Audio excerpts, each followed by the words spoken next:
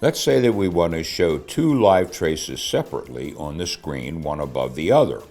We navigate the highlighted choice up or down to the dual trace display using the navigation group and left or right to the T1 and T2 and press the OK button. We'll do that. Let's go further with this choice of two live traces displayed one above the other and discuss the setup for it. We'll be using the soft keys on the left side of the display. By the way, the clicking sound that you hear when two traces are displayed simultaneously is a relay that continuously switches the input from one trace to the other. The variables that we are going to set up are listed along with their value across the top of each trace. Nominal velocity of propagation or velocity of propagation, characteristic impedance of the cable under test, gain, pulse width, the amount of the cable under test that is displayed on the screen. We can set these variables up or, with the exception of velocity of propagation and distance shown on the screen, let the TDR2010 automatically set them up. Press the soft key next to the wrench icon.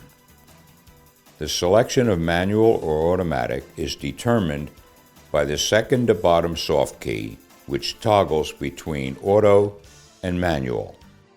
We need to cover what the displays next to some of the soft keys are telling us. If the soft key is pushed, the TDR2010 will go to what the soft key indicates. In other words, if auto is displayed next to the soft key, the TDR2010 is in the manual mode. To repeat, you push the soft key to make TDR2010 do what is indicated next to that soft key. Two of these instances are toggling between manual and automatic mode and toggling between trace 1 and trace 2. When the TDR2010 is in manual mode, auto is next to the second to bottom soft key. The third to bottom soft key toggles between T1 and T2. If T1 is displayed next to this soft key, the TDR2010 will go to T1 if the soft key is pushed. In other words, if T1 is displayed next to the soft key, the TDR2010 is in T2.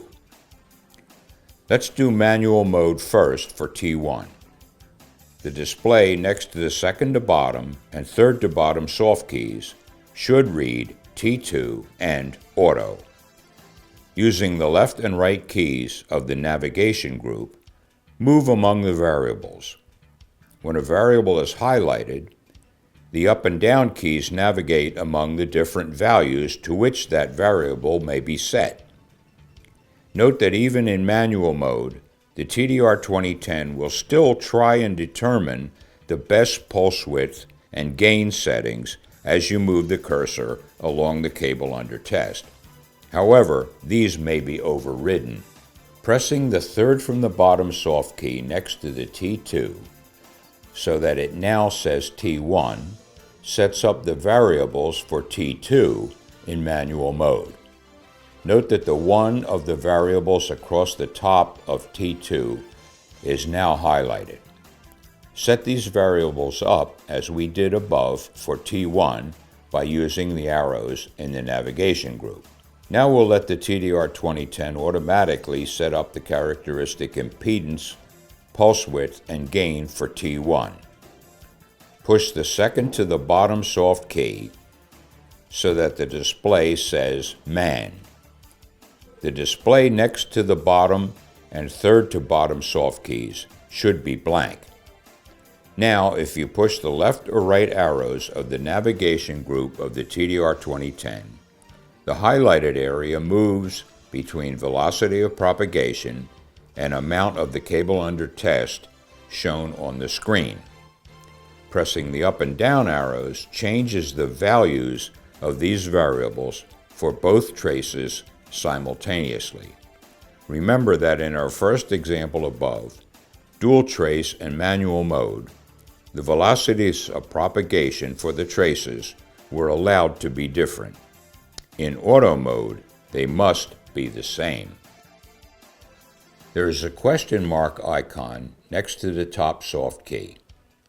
When this is pushed, the icons, with what they mean, are displayed. Using the up and down arrows on the right, page through these. When you want to exit this help mode, press either the OK button or the back button. And that was the setup for the TDR2010.